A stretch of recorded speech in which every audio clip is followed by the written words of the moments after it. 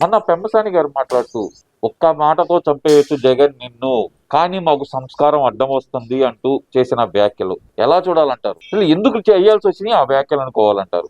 రాష్ట్రంలో జగన్మోహన్ రెడ్డి గారు రపారపా కోస్తాము ఇలా అనుచిత వ్యాఖ్యలతోటి మాట్లాడుతూ ఉన్నారు ప్రెస్ మీట్ లో. ఆయన ఎప్పుడూ 3 నెలలకు ఒకసారి 2 నెలలకు ఒకసారి వస్తాడు, వచ్చి 2 నిమిషాలు స్క్రిప్ట్ మాట్లాడతాడు, అది కూడా పేపర్ పట్టుకుని మాట్లాడతాడు.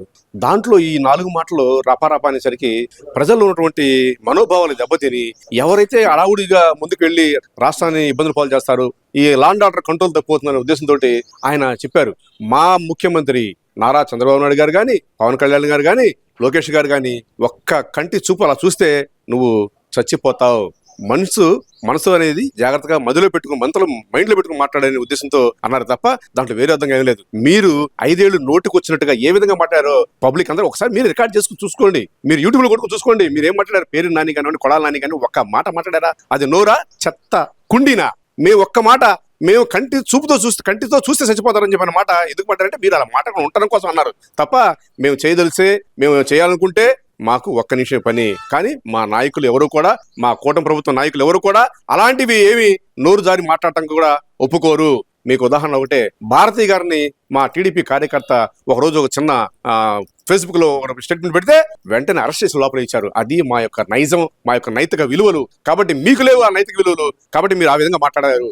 ఆ మాటని ఒకసారి గుర్తెచ్చుకోండి. మీరేం మాట్లాడారు, మా వాళ్ళు ఏం మాట్లాడతారు కూటమి ప్రభుత్వ నాయకులు, అది గుర్తుపెట్టుకుని మాట్లాడండి. అంటే ఆ మాట అంటే అంబటి రాంబాబు మాట్లాడుతూ ఒక్క మాటతో చంపే అంత మగాడివా పెమ్మసాని నువ్వు అంటూ ఆయన చేసిన వ్యాఖ్యలు అసలు ఎలా చూడాలంటారు? 2029లో ఇక్కడ బ్యాలెట్ తో కొడితే వెళ్ళి లండన్ లో పడతావు అంటూ పెమ్మసాని గారికి వార్నింగ్ ఇచ్చిన పరిస్థితి ఎలా చూడాలంటారు దాన్ని? అంబటి రాంబాబు గారు ఎప్పటికప్పుడు ప్రెస్ మీట్ ముందు బయటకు వస్తే మాట్లాడేటువంటి ప్రతి మాటలు కూడా హైలైట్ అయ్యాలనేటువంటి ఉద్దేశంతో మాట్లాడుతున్నాడు తప్ప అతను పబ్లిక్ లో అందరితో మమేకమయ్యి అందరు ఏ విధంగా ఉంటున్నారు, నేను ఏ విధంగా ఉంటున్నాను అనేటువంటి ప్రక్షాళన కానీ మీరు అర్థం ముందుగా నిలబడి చూసుకున్నట్లయితే అంబటి రాంబాబు గారు మీకు అర్థం అవుతుంది. పెమ్మసాని గారి ముందు, ఆయనకున్నటువంటి నైతిక విలువల ముందు, అతను మాట్లాడేటువంటి మాటల ముందు మీరు గోరంతా కూడా పని చేయలేరు, పనికి రారు.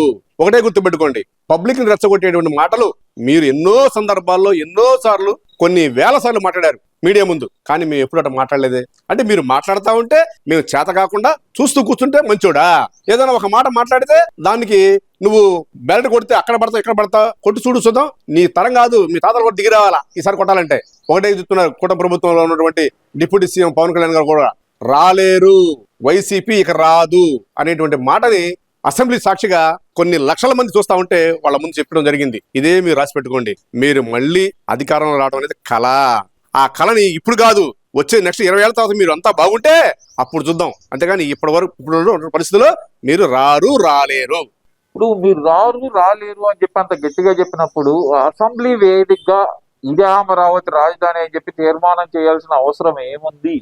అంటే జగన్మోహన్ రెడ్డి వస్తాడని భయపడే కదా ఈ తీర్మానం చేసింది, ప్రజలను మోసం చేయడానికే కదా అనేది వైసీపీ నాయకుల వాదన. మరి ఇక్కడ ఒకటండి, నేను అన్నం తిన్నాను లేదా అన్నది ఎవరికి తెలుసుద్ది? నాకే తెలుసుద్ది. నేను తింటున్నాను అంటే కదా జనానికి తెలిసేది. అదే విధంగా రాజధాని ఎక్కడికి పోదు, అమరావతి రాజధాని అని చెప్పి చెప్పడంలో తప్పే ఉంది. అసెంబ్లీ సాక్షిగా కొన్ని లక్షల మంది టీవీ చూస్తుంటారు. మీరు అసెంబ్లీలో ఏం మాట్లాడుతున్నారు, మనకు ఏం ఉపయోగం ఉంది రాష్ట్రంలో ప్రజలకి, మా పిల్లల భవిష్యత్తు ఏంటని చెప్పి కొన్ని లక్షల మంది చూస్తా ఉన్నారండి, వ్యూస్ చూస్తా ఉన్నారు, వీడియోస్. మీరేంటి ఎలా మాట్లాడతారు? మేము చేసేది చెప్పుకుంటున్నాం అంటే మీరేంది దానికి వ్యతిరేకించి మరి మీరు ఎందుకు చెప్పుకోవాల్సిన అవసరం ఏముందంటే చెప్పాల్సిన బాధ్యత ఉంది. ప్రజలకు తెలిసినటువంటి అది అందరికీ తెలిసినటువంటి సత్యం కాబట్టి చెప్పాల్సిందే అంతే. అది మీలాగా అసెంబ్లీలో బూతులు మాట్లాడలేదు, అసెంబ్లీలో బూతులు మాట్లాడట్లా, ఎవరిని తిట్టట్లా. అధికారంలో ఉన్నటువంటి ప్రభుత్వం, కూటమి ప్రభుత్వం ఏ విధంగా డెవలప్మెంట్ చేస్తుందో, ఏ విధంగా డెవలప్ అవుతుందో దాన్ని ప్రజలకు వివరిస్తా ఉన్నారు. మీ కాదండి, ఆ 10 మంది సభ్యులు కాదు, ఆ ఉన్నటువంటి మాజీ ముఖ్యమంత్రి జగన్మోహన్ రెడ్డి గురించి కాదు మాట్లాడేది. యావదా రాష్ట్రం మొత్తం కళ్ళతో చూస్తున్నారు, చెవులతో వింటున్నారు. వాళ్ళకి మాత్రమే ఈ విషయాలు తెలియజేస్తున్నారు. రాష్ట్రంలో జరిగేటువంటి అభివృద్ధి ఏంటి అన్నది చెబుతున్నారు తప్ప మిమ్మల్ని చూసి భయపడో లేకపోతే మేము వస్తామని చెప్పి మీరు అనుకున్నటువంటి కళ్ళ మాత్రం కాదు.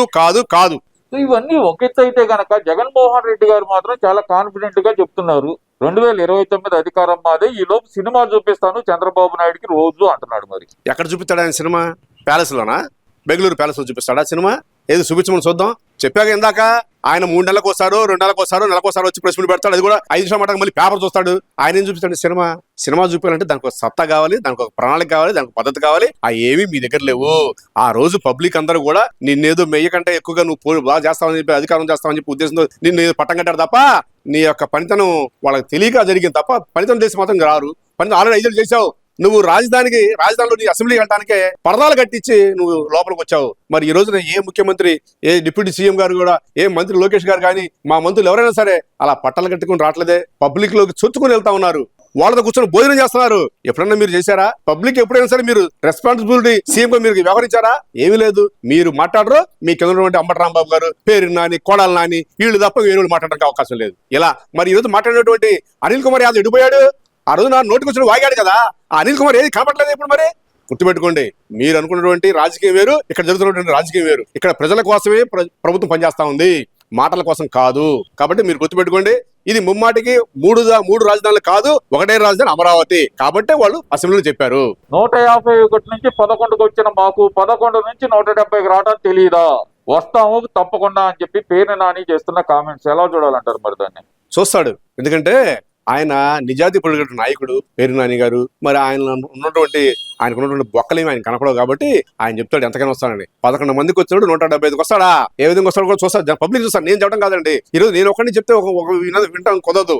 రాష్ట్రం మొత్తం కూడా ఎవరైతే పరిపాలన బాగుందనుకుంటారో వాళ్ళకే పట్టం కడతారు. అది మీరైనా, అది నేనైనా. కానీ మీ 5 ఏళ్ల పరిపాలన మీరు చూశారు. మిమ్మల్ని రాష్ట్రం అందుకే చీకొట్టారు. కాబట్టి మీరు 175 కాదు కదా, 11 తీసుకున్నారు. చూద్దాం. ఇది ఛాలెంజ్ చేస్తున్నాను నేను. 11 తెచ్చుకోండి, చూద్దాం మరి 2029లో. అప్పుడు మాట్లాడదాం ఈ మాటలన్నీ. ఈ వీడియో నచ్చితే లైక్ చేయండి. అలాగే మా ఛానల్ ని ఫస్ట్ టైం కనుక చూస్తున్నట్టయితే ఇప్పుడే సబ్స్క్రైబ్ చేసుకుని పక్కనే ఉన్న గంట సింబల్ ని యాక్టివేట్ చేసుకోండి. అప్పుడే మేము పెట్టే ప్రతి వీడియో మీకు నోటిఫికేషన్ గా వస్తుంది. అలాగే ఈ వీడియో పూర్తిగా చూసినందుకు ధన్యవాదాలు.